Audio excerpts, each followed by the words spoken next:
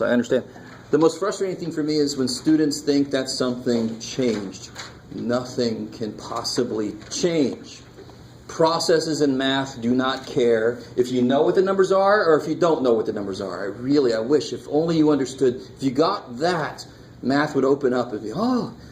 So these are fractions. That's all they are. And I understand that some of us have a phobia about fractions. You got to get over that. These are just fractions. They're going to work exactly like any fraction would. That very first problem, where's the only variable? Where's the only variable in the very first problem? On the top. So who gives a shit about it at first? Because what am I looking at first?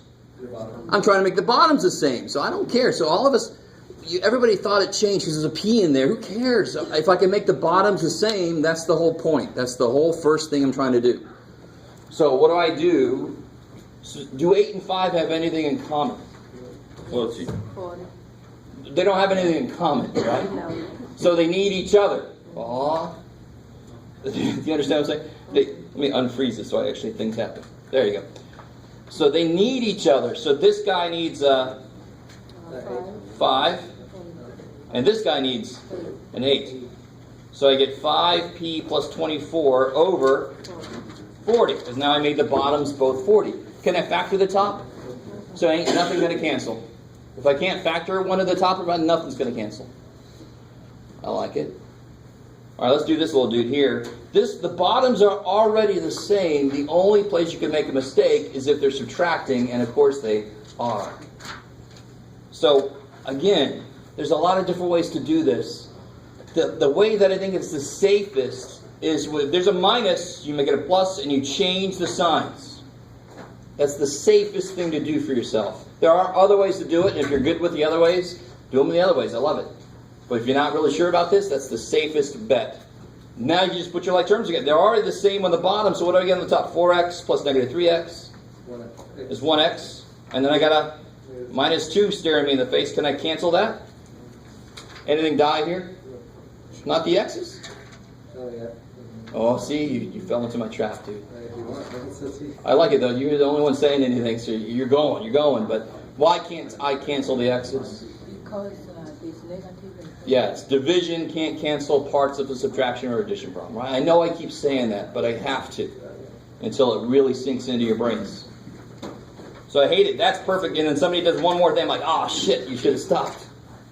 And that's the other thing with math, of course, is when the hell do I stop? That's a common thing I get. And I understand that, too. I'm like, stop when you're done. Oh, that helps me out, Jeff. Thanks. So look here. Everybody also, not everybody, but a few people I looked at, why do I not care about the x? Because what's the first thing I wonder? If they don't have the same bottom, I'm worried about who is missing what the other one's got. They both got x. They don't need x. So leave x alone. What's the first guy need on the bottom that the second guy has on the bottom? A 7, and that's it. He's already got an x. I'm not picking anybody, because a few people do this. So he only needs a 7. And what he only needs? A 2. So now I get 21 plus 8 over 14x. I'm going to have people tell me it's 28x, but we don't add the bottoms, right?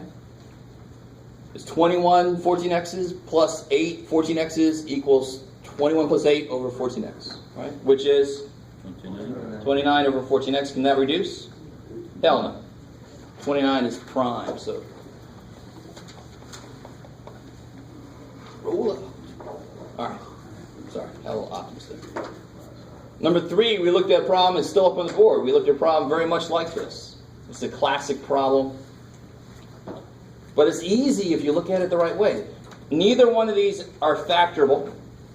So I can already see what they're made of. So what's the first guy missing that the second guy has? An m. And this is where people still tell me, no, he's already got an m, Jeff. No, he doesn't. He's got an m plus 1. He does not have an m. And what's this guy need? M plus 1. M plus 1.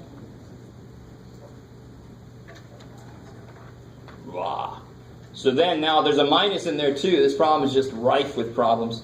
So what am I going to? So I got to think negative 4 distribute there, right? So let's say I get 3m minus 4m minus 4 over n plus 1. Bam, right? And then I just got to put my like terms together. So then I get negative m minus 4, and nothing is common, so I'm done. Kick ass.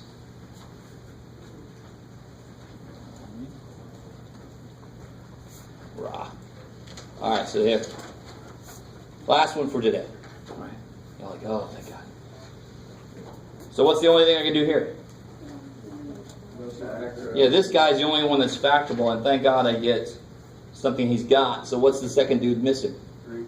3. So I multiply by 3, multiply by 3, so I get 7 minus 15 over 3x plus 4, which is negative 8 over 3 times x plus 4. Nothing's common. Done. Yes, sir. Man. How can you, I know I don't know how can you not multiply 3 by 7? Does that 7 need, does that first piece need a 3? What do I mean that? Why did I multiply this one by a 3? Because he didn't have one yet. Oh. He's already got it. Doesn't need it. Cool. I like it. Just going to say person. Yes, person.